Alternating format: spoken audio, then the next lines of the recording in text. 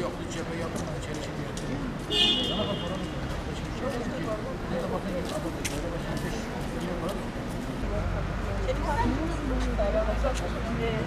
Şey de değil.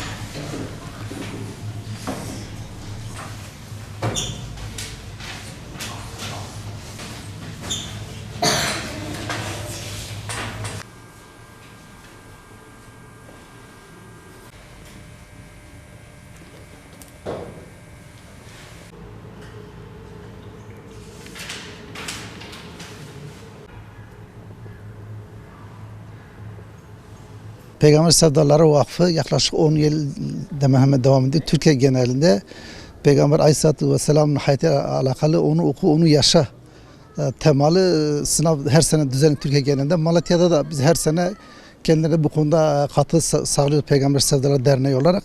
Bize temsilci olarak bu sene Malatya'da merkez ilçelerinde 5 okulda sınav yapılıyor. Bir de 3 tane ilçelerde de sınav yapılmaktadır.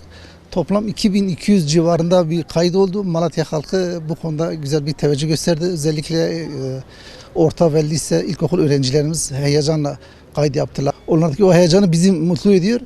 Bizim burada amacımız Allah Resulü'nün hayatı, Aleyhisselatü Vesselam'ın hayatını gençlerimize işte okutmak, öğrenmesi, onu yaşaması, yaşatmaya gayret sarf etmesi. Bu teknoloji çağında Allah Resulü hayatı bizim çok önemlidir. Biz bu konuda bir gayret ve çaba sarf ediyoruz. 4 kategori olarak biz kayıt aldık. 1., 2., 3. ve 4. kategori yetişkin çocuklar bu şekilde bir gruplandırma 2 kitapta soru çıkıyor.